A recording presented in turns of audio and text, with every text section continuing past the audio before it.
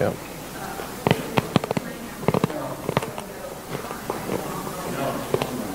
Oh, there my thumbs up. I wasn't paying attention. Sorry about that. Just a couple quick reminders for everyone. We have a big week coming up. Does anyone remember what might be coming up? It's kind of important. Easter, yeah. It's a little bit important for us. So to kick it off, April 1st, we're going to have a cleaning day here at the church. So our church is nice and spotless for all the guests that are going to come in. And it's just a nice refresh for the church to get clean. So that'll be from 9 a.m. to 12. So if you just want to come and be put to work, we will put you to work. It's not a joke. It's very serious, Barb. April 1st, it's not a joke, surprisingly. So Holy Week, if you are available, Pastor is still looking for volunteers. If you could come, and I think he will need people on the 7th. So if you're available from 5 to 7 to come and be a volunteer, just speak to Pastor. But on April 6th at 7 p.m., that's Maundy Thursday, we're going to have a communion and foot washing service. April 7th, it'll be a walkthrough in the temple hallway from 5 to 7. And April 9th, on Easter, we're going to have our sunrise service down at the Grange Hall where the church first started. And then we'll come back here for breakfast, so make sure you bring a breakfast item to contribute to that. And then regular service at 10:30 here in the sanctuary. And I think that's all I have for today. So we'll turn it over to Andy. All right. Thank you, Chelsea. All right. Welcome, Bereans, to our Wednesday night Sunday school, or Bible study if you insist. Thank you for being here.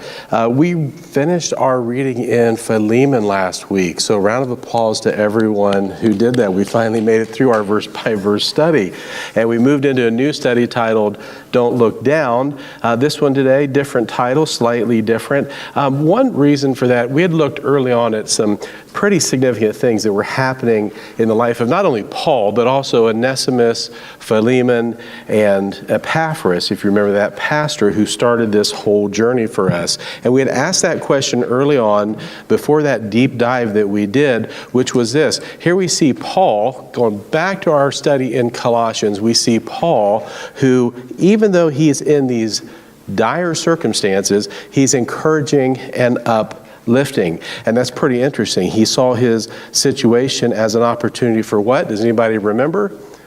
An opportunity for ministry. I know you guys are just getting warmed up. That's okay. It didn't seem like Paul was the type to say, he was very upbeat about his situation, and it didn't seem like he was the type to say, man, I wish I hadn't gone down that road where that Roman arrested me and now I'm in jail and oh, my circumstances are so bad. I wish I had turned right at the Colosseum instead of that wrong left turn at Albuquerque. He had enough reason to regret, but yet he doesn't seem to ever show that, and that's kind of interesting. At the same time, we think, hang on a sec, he's a prisoner, right? And we all know that as a prisoner, you're told when to wake, when to sleep, when to eat, and even when to go outside. But Paul looks at things much differently, as we learned. He's a prisoner, yes, but a prisoner of? A prisoner of Jesus Christ. Very good. Okay, refreshing portion is over, and we'll move on. So, moving into this different study, Paul's got a pretty firm grasp on things, it seems like. I think we can all agree with that. He doesn't look back. He doesn't look down. When we do one last look back into Philemon, I wanted to touch on something before we move on, because this topic is so significant and it's so beautiful, and we'll transition from that here in just a few minutes. But it also gives us something to look forward to, because we can understand what the price is that was paid for us. I'm referencing Philemon 18, just as we refresh on that for a second, where the apostle says this: if he hath wronged thee or oweth thee aught, put that on mine account. How many think that's beautiful? Amen. I think that is tremendously beautiful. That has significance for us. This is Paul writing to Philemon on behalf of this runaway slave Onesimus, who is now a believer. He says, if he's done you wrong, charge it to me. That's pretty big. And because of how big it is in terms of our own redemption, I wanted to visit it one more time and show you something in a video that I found I think you'll appreciate. And I like it for a couple of reasons, but mainly because it's a great illustration of something that is precious to us, but it's something that we just can't afford to redeem ourselves. Instead, it's done by Jesus. How nice is that? Amen? So Jen, or Ashley, I'm sorry, if you would, we could start that video. And memories are all Tanner Brownlee has left of his dad. The Weld County deputy was killed in the line of duty nearly 5 years ago. Tonight, he had the chance to get one of his dad's prized possessions, but as 7 News reporter Marshall Zellinger saw firsthand, it didn't work out as Tanner had planned. So this is your dad holding you when you were first born. Tanner Brownlee has memories of his dad all over his house. And this flag was flown over the White House. His dad, Sam, was a Weld County Sheriff's deputy killed in the line of duty after a police chase in 2010. This means so much to me, just because he used to motorcycle all the time. He was given his dad's motorcycle jacket the day he died. Just everything I can get means a lot to me. The jacket doesn't fit, and Tanner wants something of his dad's that does. It means a lot to me and my brother. We've been through a lot. 5,000, now 7,500. 5, now 75, 5, 5, 5, 75. 7,500, now 10,000. The Weld County Sheriff's Office is auctioning his dad's retired squad car. I think I'm just going to look around, see what everyone else is doing, try to copy them. So just up them by one. The Dodge Charger, with 147,000 miles, is valued at $12,500. 12.5, now 15, now 17.5. But for Tanner, it's worth so much more. 45, now 50, who'd it be 50? Thank you very much. More than he could afford at the auction. Tanner's limit had come and gone. 60, now 62.5, y'all done? Sold it your way, Mr. Steve Wells. Thank you very much. $60,000. And so had his dad's car. Or so he thought. Tanner, here's your card. A stranger just bought Tanner his dad's car. Thanks a lot, man. So you had no idea that that guy in the back was bidding and then going to hand you the key? Nope, I shook his hand and I didn't know. This is kind of the end of Sam's legacy here. It's the last tangible thing we have that he was connected to. And now Deputy Sam Brownlee's car is back where it belongs. Home. No donuts. I know I won't, I promise you. With photojournalist James Doherty in Greeley, Marshall Zellinger, 7 News. All right, that one ought to make you feel a little bit good, huh? Pretty nice, right? Key phrase in there, the reporter, what's he say? Anybody catch it? The price is more. More than he can afford, right? More than he can afford. He has this car he wants, it goes beyond what he can pay. Something that he wanted to redeem, he can't do it on his own. Somebody does it for him. That's pretty beautiful, guys. All right, so I just want to share that with you just because we wanted to touch again on 18. And the fact of the matter is it does kind of tie in with our study because it is a monumental thing he could not accomplish on his own. And we're going to find out tonight, monumental things tend to be a problem for us. And we're going to see that now as we look at Luke 21 with this monumental thing in front of the disciples. I've given you an outline for those of you that want to use it. For those of you who don't, we're in Luke 21. We're in the final week of Jesus' life, by the way. And so the disciples have gone with him. They've left the temple complex and they are in awe. They've made this trip to the big city. They're a little bit awestruck, mainly at the temple complex because it is a sight to behold. Now, Jesus is in a little state of really almost mourning. Jerusalem has rejected the Messiah. You can read a little bit more about that in Matthew 23, verse 37 is where that begins. They have rejected the Messiah. And as they're talking, making this chatter and discussing what they've seen and the magnificence of this temple,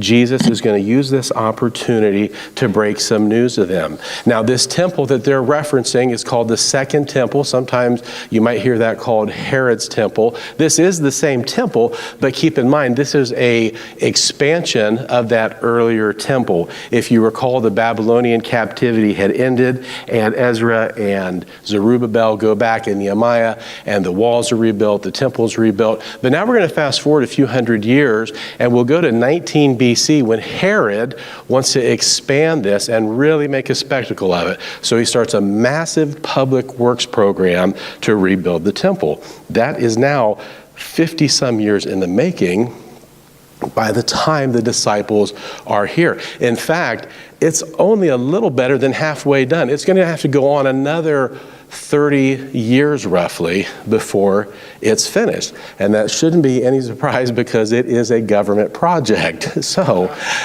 as it continues, they are going to see a temple that isn't actually finished until 7 years before its final destruction, right?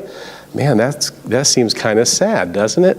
But it also seems kind of unlikely because he's laying this on them and they're saying, wow, this can't be. I mean, this is something to behold. And you can't really blame the disciples because to them, this is just so magnificent. The historian Josephus has written about the temple. He's an eyewitness to history, by the way, and he writes about how humongous this thing is. You know, it's got these golden plates, these ornate golden plates all along the exterior, and it's said that when the sun is shining, that it hits the exterior of the temple and it looks like you're looking into a mirror, right? It's so ornate, so elaborate. And the stones themselves, they're nothing to sneeze at. These things are 5 feet high, 8 feet deep, 40 feet long. They weigh up to 180 tons. And they're all precision cut, by the way, and fit perfectly into place to create the temple. It is monumental. It really is in every sense of the word. And they think, with what he's about to tell them, how could this even be, right? This has to be a lot for them to process. The problem is, judgment's coming on Israel. They've rejected the Messiah. So we're going to look at Luke 21, where he talks about this monument coming down. Now keep in mind, this has been the epicenter of Jewish thought and identity and culture collectively for about 1,000 years. If you didn't catch the question Ed was asking earlier before we started, we've got about 1,000 years collectively of history, even after the Babylonian captivity. She's going to bring the mic up to you, Brother Ron, that way they hear you out there. Well, they can't hear you out there on the internet, so... Is there any part to this temple left at all? There's what's called the Western Wall or the Wailing Wall. That is not part of the actual temple itself, but it's part of the temple complex. You can go visit that today. Pastor has referenced it. He's visited that before. Bob has been there and seen it live and in the flesh. Probably a couple other people in our church that we don't know about who have seen it. So yes, you can go see that today. The temple itself was ultimately tore down. Destruction does come. That's going to be in 70 AD. And it is literally demolished. Here's what Jesus actually says, and this might help answer your question a little bit. In Luke 21:5, if you want to take a look at that, and as some spake of the temple, how it was adorned with goodly stones and gifts, he said, meaning Jesus, as for these things which ye behold, the days will come in which there shall not be left one stone upon another that shall not be thrown down. And that literally is what happened, Ron, to answer your question. What's going to happen when Titus sacks the city in 70 AD? He's going to besiege the temple. They're going to set it on fire because what's happening, they want this gold. And the fire that has already melted this gold and ran down the cracks, they want all of it. And so they're going to knock down these stones. There literally is no stone left standing. So this isn't just a matter of this thing being gutted or just standing as an empty shell of a once great monument. This thing is going to be dismantled. Jesus is saying, all this stuff that you guys are fangirling over right now, I know it looks good now, but in a little while, it's going to be a heap of rubble. Trust me when I say it. That's got to be big news for them because keep in mind, they're Jewish as well. So this is part of their identity and part of their culture. But at the same time, they have to be thinking, what a monumental undertaking. Utterly destroyed, like no stone left on top of another. I mean, that's pretty extreme, right? So if you go today, I think Bob has seen some of that rubble, those giant stones that are, you can't make heads or tails of what they were even, right? It looks like a giant quarry that exploded, I imagine, in my mind.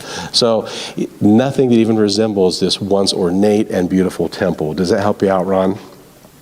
Maybe that was too much. Maybe you asked me what time it was and I told you how to build a watch. I'm sorry about that. All right, so as we move on, in Luke 21:7, they ask him, of course, the same thing we would probably ask him, saying, Master, but when shall these things be, and what sign will there be when these things shall come to pass? Now, the good news is they're finally starting to understand a little bit about what Jesus has been saying for a very long time. In Matthew's account in chapter 24 of his gospel, it's put a little bit different. They say, what will be the sign of thy coming? So they're starting to understand that, yeah, he has been saying he's leaving, he's going somewhere, and he's going to come back. So that's making a little bit of sense. They still don't have the big picture yet, maybe not all those details in that big picture, but they're starting to understand a little bit, and I think we probably all would say that same thing. They understand that he is going away. They're asking, what will be the signs? Now, the Greek structure in this really has a little more significance. What they're actually saying, regardless of which account you prefer, whether it's in Matthew, Mark, or Luke, they're saying, what will be the sign of the end of the age? That's pretty significant because we believe today we're coming to the end of the age. And I have some examples of that we can look at if we get to them, but you could also turn on the news if you like, and you'd probably say, oh yeah, we're at the end of the age. That's right, that's why it's happening. All right, as we look at Luke 21:8-26, we're not going to take the time to read those. I put those in the outline. This is going to be where Jesus provides a lot of encouragement to the disciples, but at the same time, he answers their question. Better than I can answer a question to Ron Sr., he answers those questions very exactly, and he lists all the things of what's to come. You can follow that again along with Matthew 24 and Mark 13. It correlates that. So, as he's talking about this, and regardless of which study you use, or if you read all three of them consecutively, keep in mind he's talking about two different prophetic events. He is going to nail it when it comes to the destruction of the temple in 70 AD. He is extremely precise, and make no mistake, that's what he's talking about. He's letting them know what you're seeing here. This is not a parable, this is not symbolism. This stuff that you think is really beautiful, it's coming down. But he's also going to be talking about the longer term events. Those are going to tie into a long-term prophecy, starting with that sacking of Jerusalem, that sieging of the city, and that destruction of the temple is going to lead to the diaspora that takes the Jews out of Israel and disperses them throughout the world. And for 2,000 years, they're going to be abroad, right?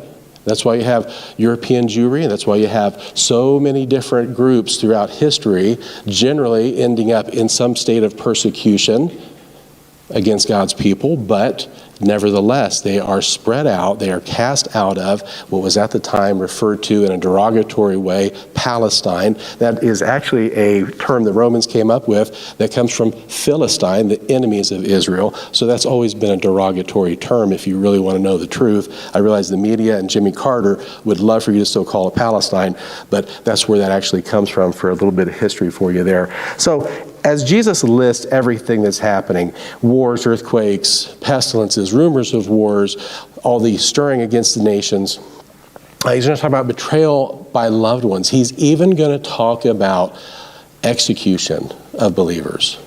That's pretty heavy stuff. So, thanks and good night. Just kidding. There's more. Don't leave yet. There's more. But it's global. It's really big, and it's serious stuff. I'm trying to keep it a little bit lighter here just because we're summarizing what's going on here to make our point. The sun, the moon, the stars, they're going to be affected. This is not only a global event, it's going to be a cosmological event.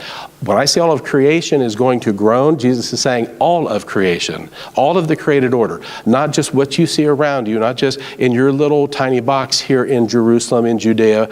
You're going to see it globally. You're going to see it universally. It's going to be everywhere, these birth pangs and these things that are coming. So this other prophetic thing that he's talking about, you have two prophetic things happening separated by a long amount of time, by a lot of centuries, in other words, because this other prophetic event, you have the 70 AD event, but now you also have these signs that are going to precede the second coming of Jesus, right? Which has not happened yet. I would say that he was so accurate with the first one, we can bank on the second one. Amen? I have no doubt there. As you study this, when you get to 20 through 24, when you get to those verses, just a little warning, it does get darker. And you say, Andy, it's already dark enough. Isn't it dark enough in this age? And yes, you are right about that. There's some monumental problems in the world today. I do agree with that. But I want to refer you to verse 9 specifically. As you read these things, whether you're in Matthew, Mark, or Luke, keep in mind, Luke 9, Jesus says, don't be terrified. He starts out pretty early with this. Don't be terrified. He's going to warn from the start about the false Christ. And it's interesting he brings that up first. That tops the list. That's above wars and rumors of wars and earthquakes in diverse places. He's talking about these false Christs. We could say a false Christianity, right? We are certainly seeing that today. We did an entire study on the New Age. Great example. But it's not limited to just that. We're also going to see that in a lot of, even unfortunately, evangelical movements. We covered that Legionnaire Ministries survey a few months back. If you want to refer back to that, we're seeing this has creeped in to even the evangelical churches. So no one is immune. The world wants to swallow everything up that it can, and that's exactly what's happening ahead of time. But remember, as you read this and you think, I'm going to be hated by my family and friends, I'm going to be betrayed by them, I might be executed, don't be terrified. He tells us that in verse 9. And what's interesting about him using the word terrified, in the Greek, would you believe it means exactly what we think it means? There's no tricks there. I promise it means the same. What's interesting is the root word for that word, it's used a lot more often. And one of the things that it can describe, excuse me, is to fall, or a falling away, or to fall from, or to fall down. It can be used in a wide variety of contexts there. And he says, in fact, just to give you a little bit of reference, Matthew 10:29, Jesus says this, are not 2 sparrows sold for a farthing, and one of them shall not fall on the ground without your Father. That word fall, that's the same context he's using from the root word of that Greek word. So it's a comfort for us to know that we fall. Who's fallen down? I know I have. You don't have to raise your hands. That's kind of embarrassing. I've fallen down a few times, I'll admit it. But guess what? Our Father knows. Ed admits it, Rod admits it, or has a question, or both. I'm not sure. Either way, maybe Chelsea can reveal when she brings the microphone to him. We can move on to the next slide while Chelsea makes that long sojourn to Brother Ron. You should just sit together. Ask, how can you relate these scriptures from Luke to today's society? Well, I'd like to I mean, you can see it, but I'm just saying, how can you take this scripture and relate it to our generation? Yeah. Well, I've got a couple examples that I think we might get to tonight. A short answer for that, and that is a good question, Ron. A short answer is, I personally, now, I do believe that I have a Christian worldview. I think that if anybody were to describe my worldview, they'd say Andy has a biblical or a Christian worldview. We've talked about the differences in worldviews.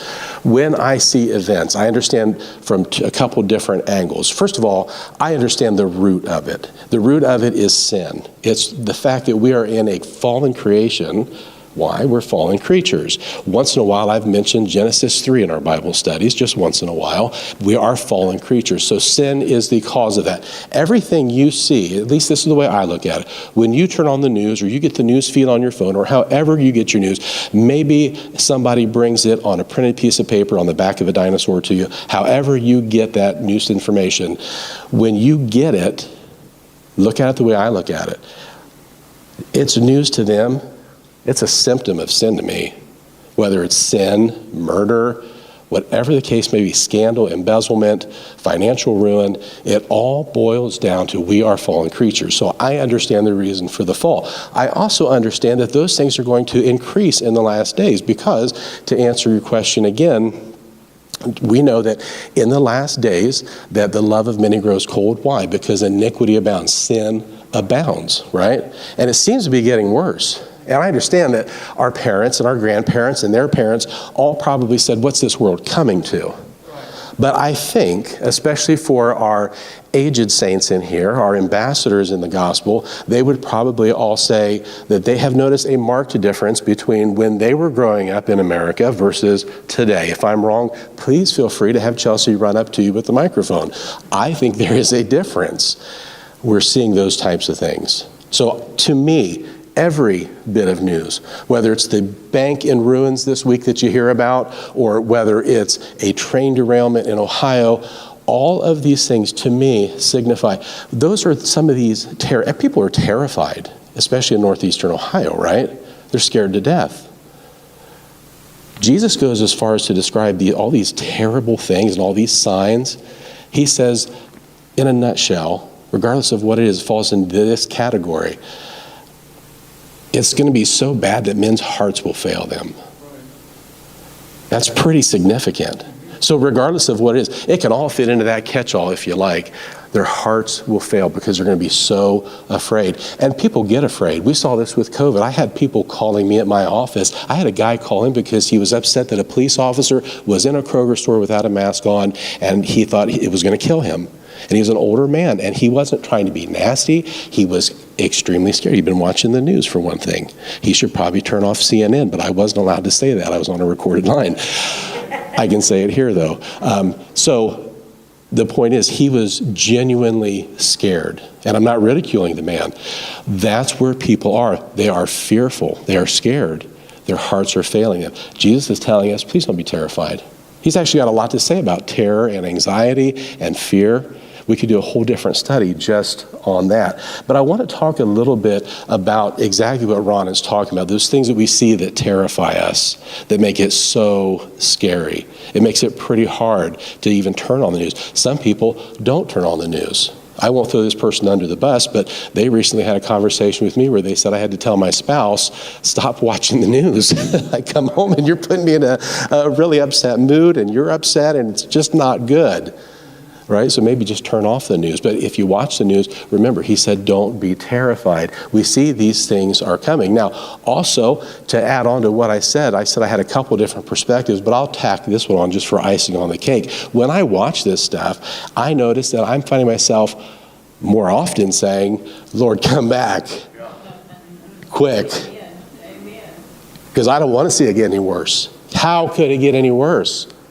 Yet it seems to, right? So we are failing. We have these monumental things up against us that seem immovable. They seem set in stone. What do we do about that? Keep our eyes on Jesus. There we go. She's already read my study. Everybody can go home if you want. That wasn't even on the outline. Good job, Teresa. All right. So I'll give her a star after class, but for right now, I want to talk about somebody else that failed at one point. Has anybody ever heard of Florence Chadwick?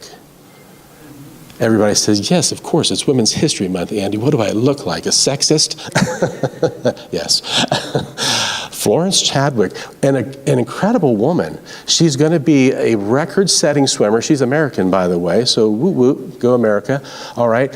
What is she famous for? Who knows who she is and what she's famous for? Raise your hand if you know. Ed knows. Ron might know. Nope. Let me take off my glasses. Oh, no one knows. Just kidding. Ed might know. Who was she, Ed? Swam the English Channel. Swam the English Channel, right. And not once, but about 4 different times. And she's pretty fantastic. And she's not the first woman to do it, by the way. On August 6th, 1926, a woman named Gertrude Ederle is going to swim it for the first time. She's going to swim from France to England. She's going to be the first. Only 5 men had ever done it before that. But in 1951, Florence Chadwick is going to do it. And she's not only going to do that, she's going to do a couple things different. Now, Gertrude, by the way, when she does it 25 years before, she really makes some waves. What, nothing on that? All right. A couple reasons. Just this has nothing to do with the study, but I'm going to tell you anyway. She wore a 2-piece bathing suit, and in 1926, that's not really cool.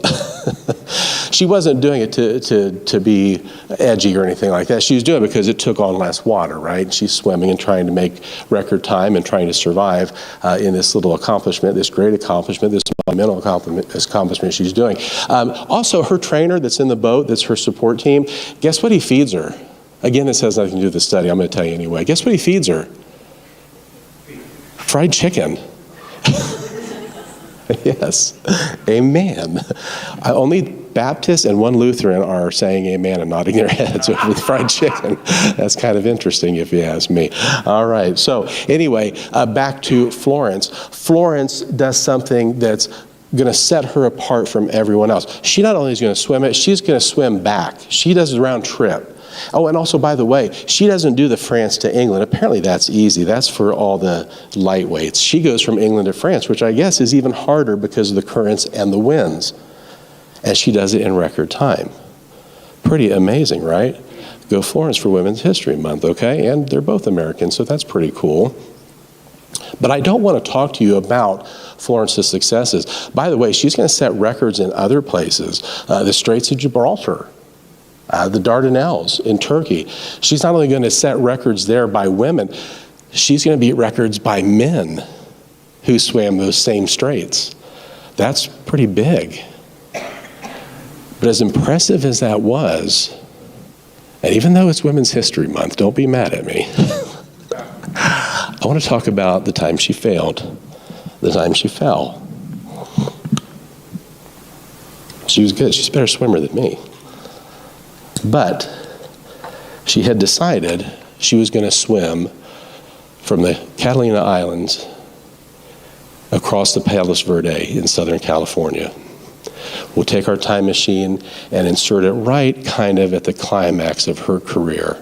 From 1951 until 1955, she is setting records. She is on a roll.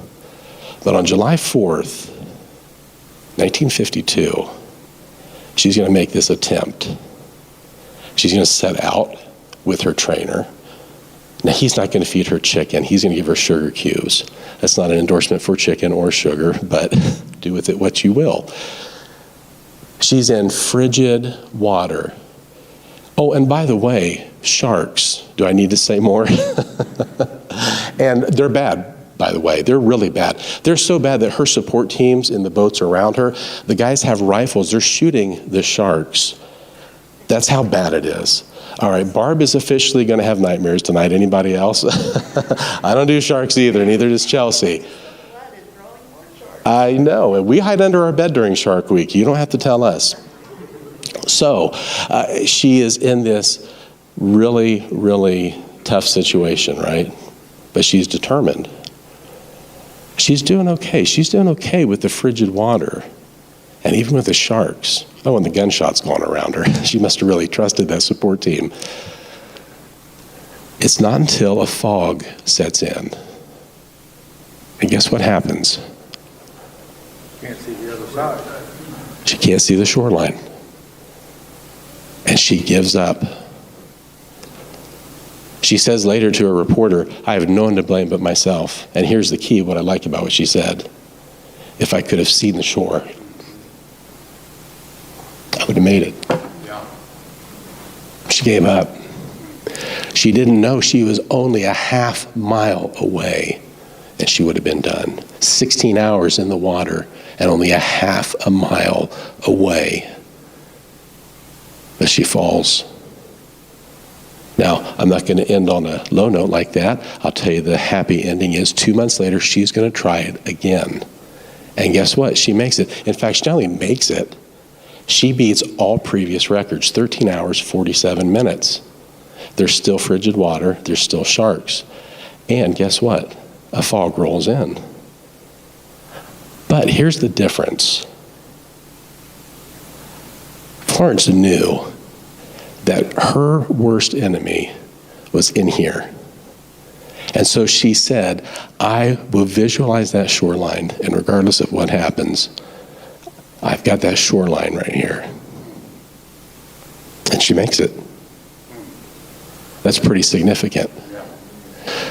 What the Bible tells us is we are sojourners. We are strangers in this world, right? Paul says our citizenship is not here, it's in heaven. We're eagerly awaiting that second coming, that return for Christ to take us home, where our real citizenship truly is. And that's the shoreline we should be looking for. But But like Ron talked about, we see these things on the news. We get a little terrified. We lose sight of that shoreline. We get a little scared. Let me read on just a little bit more. We could probably actually go to the next slide. Ron, I could probably talk about all of the terrible and heavy things that we could use as examples. But I wanted to point out a little bit more lighthearted. We got maybe the rest of the year, if the Lord tarries, that we can talk about wars and rumors of wars and earthquakes and train wrecks and lions and tigers and bears. But we'll talk about this for right now. Has anybody heard about this whole M&M controversy? It's a few weeks old. Chelsea's heard of it. This is from the Daily Mail. Basically, Mars, who owns M&M's, by the way, they have come out and said, we are going to make an intentional effort to rebrand as a progressive company. And so some of it's not too bad. I mean, they're going to do these upside down packages of these women kind of shaking things up to celebrate Women's History Month. And okay, that's great. Okay, no problem there, I guess, for the most part. But then they also said, you know what, we also, by the way, want to make sure that we have these audits that we do and make sure that we have all this gender inclusivity and all these other words that really actually don't mean a whole lot other than to say we're a bunch of Marxists. And so they said we're going to have all of these different representations.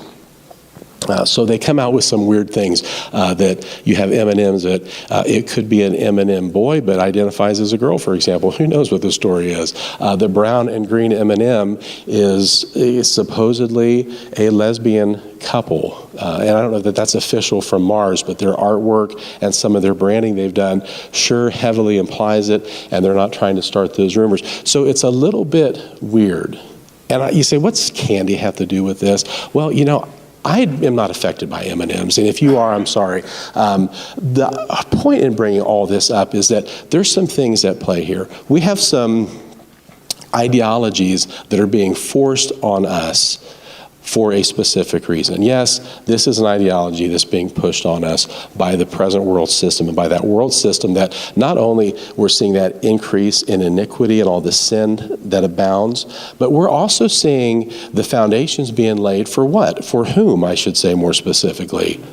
The Antichrist who's coming, the lawless one, right? And so we're seeing all these systems put into place. They can't even leave our lousy candy alone, right?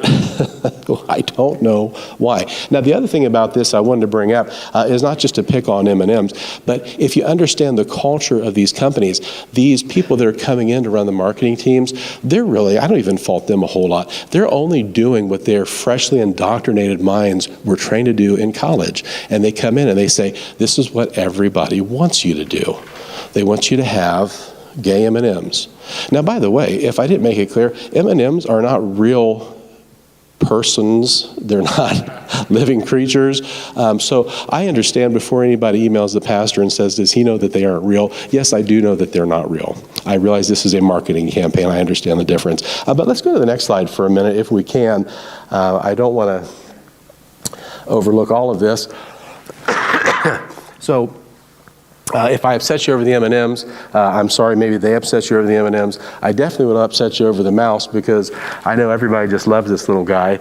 He probably should have been looking down if this cartoon is accurate, but I wanted to bring this up for this reason. Those same marketing experts with these woke ideologies that are telling corporations, you have to go woke, and then we're saying, okay, fine, then go broke, because we don't want to pay for it. Those are also the same people that are going to work at places like Disney. Now, when I made this slide originally, I was going to try to get this in before, but we just ran out of time. They had 350,000 cancellations of Disney Plus. The last count I had heard, 2.7 million of canceling Disney Plus.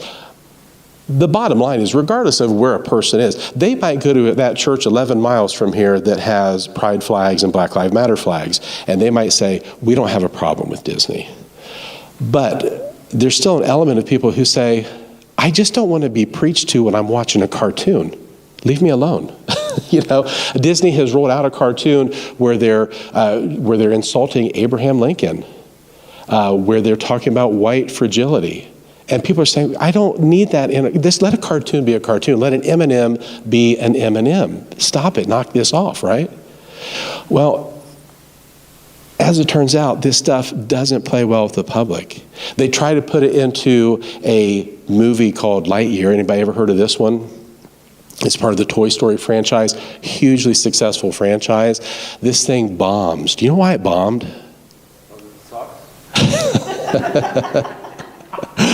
Language ed. The reason is, I believe, and a lot of other people like me believe, is because they decided to insert a same-sex kiss in this cartoon. And so for the people that might email the pastor and say, hey, tell that idiot that M&M candies aren't real people, I'm going to say to them, well, neither are the characters in the Lightyear movie, so why do they have to be gay? Yet your kids are supposed to watch this. They actually had taken that scene out, and then in an effort to really get at DeSantis, so they thought, they said, we're putting it back in. We don't like Governor DeSantis in Florida. And guess what? The joke's on them, because this thing tanks. It becomes the biggest failure in franchise history. Nobody wants to go see it. My belief is that it's not just the people in this room that were saying, no way, I am not going to see that. I'm not taking my kids. I think that there were people who are probably what we would consider unchurched who said, I don't need that. I don't want to have that conversation after we leave the movie theater and have to explain that. I just want a cartoon. Which goes back to my theory with a lot of these, the famous types, the movie types. I have no problem with them being rich and with them being famous and using those talents, but kind of like the jesters of the old medieval times, I just want them to dance like a puppet. Just entertain me. Don't preach to me. Don't give me some kind of message. I don't want to hear your philosophies. Chances are, everybody that I know, everyone sitting in this room, I'm sure is smarter than everybody in Hollywood, I have no doubt. So we don't really need to hear them preaching at us and telling us their philosophies. So Disney ends up, as it turns out, being pretty hypocritical. One of their own board members, a chairperson within the Disney Corporation, who also runs an oversight organization that looks into human rights violations, says, you're hypocrites because you want to spend all this money to the tune of billions of dollars on domestic social justice programs, but you're in bed with China. You filmed Mulan there, and you gave credit to the officials in that province who are known for abortion, for slavery, human slavery. Yes, it still exists. I realize Black History Month was last month. We mostly talked about things affected by the West African trade slave. East of Africa, it still is going on. In fact, there's more slavery on Earth today than at any point in human history. And funny, Disney is not saying anything about that. In fact, they're working pretty well with those officials, including promoting NBA and other things in China with these communist people, with these communist leaders, the CCP. They have done everything they can to cater to the CCP in China, but they're telling you here that you're the ones who are bad, that you're the ones who need to wake up and get with it. So I do have a little problem with that. And I bring these up because, for one thing, if I upset you because you love Disney, you still got to admit this is a funny picture right here.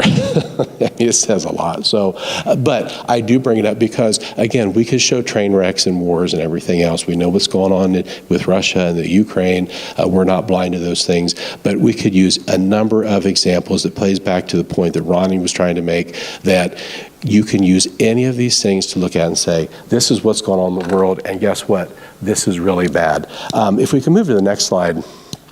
I had told you last week we're running out of time here, but I just want to point out, we had talked last time about Seneca, and I kind of set you up for that so you'd understand that whole Stoic idea and what was going on there. I told you a little something too, and I still think it's true. He is probably the most well-known Stoic because of what he left behind, but a close runner-up is going to be Marcus Aurelius. Who's heard of him? If you've watched Russell Crowe's Gladiator, you know who Marcus Aurelius is. You just probably don't remember. This is a quote attributed to him. Do not think that what is hard for you to master is humanly impossible, but if a thing is humanly possible, consider it to be within your reach. Long before Joel Osteen, this guy understood this whole thing with the power of I am. And so I don't agree with this quote. I just wanted to show you what was going on with him. He's a huge fan of Seneca. He's going to be in charge as we jump back in the time machine. We're going to leave 1952 and go to 177. We're going to go to Vienna, and we're going to be in Central Europe, where we have this mass persecutions taking place. Christians are being rounded up.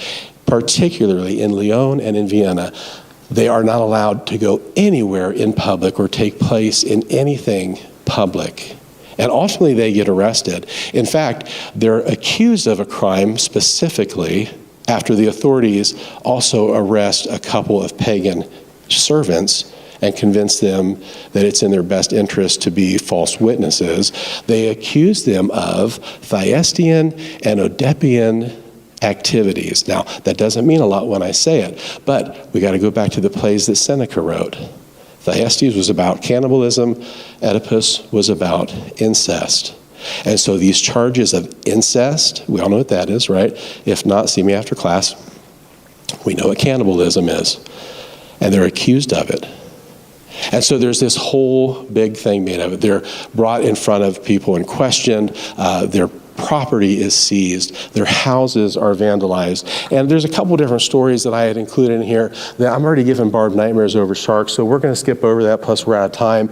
But I wanted to read one little excerpt from, you'll find it in two places. I put those on your outline as well. Fox's Book of Martyrs, and also John MacArthur talks about in his book, Slave. And I want to read to you about a certain deacon from Vienna named Sanctus. And he is brought in here. Let me just read you what John MacArthur writes. I am a Christian. The young man said nothing else as he stood before the Roman governor, his life hanging in the balance. His accusers pressed him again, hoping to trip him up or force him to recant. But once more he answered with the same short phrase, I am a Christian. It was the middle of the 2nd century during the reign of Emperor Marcus Aurelius. Christianity was illegal, and believers throughout the Roman Empire faced the threat of imprisonment, torture, or death. Persecution was especially intense in southern Europe, where Sanctus, a deacon from Vienna, had been arrested and brought to trial. The young man was repeatedly told to renounce the faith he professed, but his resolve was undeterred. I am a Christian. No matter what question he was asked, he'd always have the same unchanging answer. According to the ancient church historian Eusebius, Sanctus girded himself against his accusers with such firmness that he would not even tell his name or the nation or the city to which he belonged, or whether he was bond or free, but answered to the Roman tongue, in the Roman tongue, all their questions, saying, I am a Christian. Now this goes on, it gets pretty long, but again, we're up against the clock. Sanctus ultimately is going to be executed. They've already taken brass plates and heated them up, put them on his skin until they burn through to the bone. He still gives them the same answer, I am a Christian.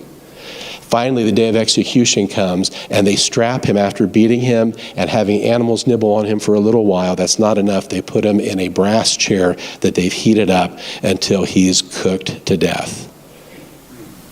His last words, I am a Christian. I can't imagine it. Let's go to our next slide so we can close out here, if you would please, Ashley. I don't want to end on a heavy note. By the way, I didn't mention it at the beginning. Chelsea talked about Easter. Who knows the next holiday coming up this week? On Friday, that's right, Evacuation Day. Good job, guys. Evacuation Day. Can you believe it's here again already? All right. So Ron had asked a question, and he's left because I probably didn't answer it correctly. Ron had asked a question about the things that bother us. Again, I don't get bothered by M&Ms. I really don't get bothered over little mice in cartoons. What bothers me is when these ideologies try to corrupt our own history. This is a trip we made. You're welcome for the slide, Barb. This is a church in Cambridge. It's going to be the very church where George Washington and Martha went when, after Evacuation Day, March 17th, this Friday, 1776, the British forces are forced from Boston. They'd been under siege for 11 long months, and they were sick of it. Things were pretty dire, and I just want to tell you this before we close out. It was so bad. Gunpowder was so low that they averaged about 9 shots that each man had the capacity to fire against not only the world's greatest navy that had blockaded the harbor, but against 11,000 redcoats. George Washington is able to secure cannons that General Knox steals from Fort Ticonderoga, sets them on Dorchester Heights, and gives General Howe the ultimatum: leave the city or we're blasting your fleet. Howe's going to make a little attempt to try to take it, but a storm sets in. George Washington is bluffing quite a bit. He's got about 57 cannon at his disposal. His artillery is vastly outnumbered by what the redcoats have. He's got a monumental task. He's leading a volunteer army, by the way, against the greatest superpower on earth. But he's going to free that city. You can go to that church today and visit. Ava's standing there right by the pew where he and Martha sat. There she is right there sitting in his very seat. On the other side is the cemetery where my ancestors were buried. Ava found that right away. If we go to the next slide real quick, our last and final slide, be warned when you go there. I told you M&Ms don't bother me. I told you little mice and silly ducks that don't wear pants don't bother me. Well, I didn't say that. I'm telling you now. This is what bothers me, because you're going to see this in front. I had a chance to spend, this is wide open, you go inside. Outside of a homeless man that wandered in, we had the whole place to ourselves. So I read some of the literature they had out. And guess what I discovered? Anybody guess? We're out of time, so you gotta either guess or tell me, just say it. Okay, I'll just say it. What's that? It's all woke. It's all woke, every bit of it. They have lost sight of the shoreline, period. That's all there is to it. They've lost sight. If you go check it out, it's worth going. That's the kind of things that upset me. But this is also the kind of thing that I have to look at. And I remember Jesus said, don't get upset. Don't be terrified. Keep your eye on the shoreline. So whether it's M&Ms or whether it's train derailments or the price of school lunches going up, or whatever might bother you tomorrow, I don't know. Who knows what's coming? Jesus told us not to worry about that either. Don't lose sight of the shoreline. The final thought I want to leave you with, verse 28. Teresa already let the cat out of the bag. She already said exactly what Jesus says. What does he tell you to do? Don't be terrified. Look up. What's the rest of it? Anybody know? Why did we look up? Your redemption draws nigh. Your redemption draws nigh. I think everybody here knew that. It was really beautiful, you guys. It wasn't in unison, so you can't be in the choir. Look up, Christian. That's all there is to it. Just look up. Don't lose sight of that shoreline. So we went pretty quick. We went a couple minutes over, but we got a lot in because Pastor wasn't here to ask questions. Ron left about 10 minutes ago. So yeah, all right, we're good to go. Hey, if you would, take prayer requests, but I have one. My uncle, that's the brother to my mother who's sitting back here. He was in a pretty nasty head-on collision yesterday. He is okay, he's stable. Last I heard, he was being monitored at Riverside. They're probably maybe going to release him tonight, but he takes dialysis treatment. So it busted the cysts all around his kidney, so a lot of pain. God was watching over him. He's alive, guys. And the little puppy that they bought to comfort him after his wife passed about 1.5 years ago was unscathed. Crate demolished, but the little puppy's fine. So if I show you a picture of this car, you won't believe he survived it. His name is Jerry, lives in Centerburg. So if you would just pray for Jerry that he has a full recovery and that everything goes well with the processes that have to come along with this, like dealing with those wicked insurance companies that are far worse than probably any Roman governor. Yes? I have 2 prayer requests. One is for my friend Richard. He's going to go to Thailand next week and help run a VBS. VBS in Thailand, nice. Yeah, and when they've gone there in the past, they have been approached with little babies saying, will you please take my baby to the United States? So husband or boyfriend doesn't take the baby and sell it, and then the baby dies because they're way too little for all that activity. My goodness. And then Carolyn, who sits there with Edna, and Jeff was here 2 weeks ago, and he's going to come to the Christmas play. But Sunday night he came home from work, went downstairs to watch his TV, and he never came upstairs. Oh, okay. Just whatever, passed away suddenly and Okay. about him, but Carolyn is really, All right, well, remember Carolyn, yeah. Remember Carolyn, and Rick, you said, is who's going to Thailand for that mission? Richard. Yeah. Richard, okay. Richard, Jerry, Edna, Carolyn, let's remember all of them in our prayers. All right, if there's no questions, don't forget your dollars that are going to go to important missions we support throughout the world. And other than that, I will see you, Lord willing, on Sunday. God bless you, and love each other.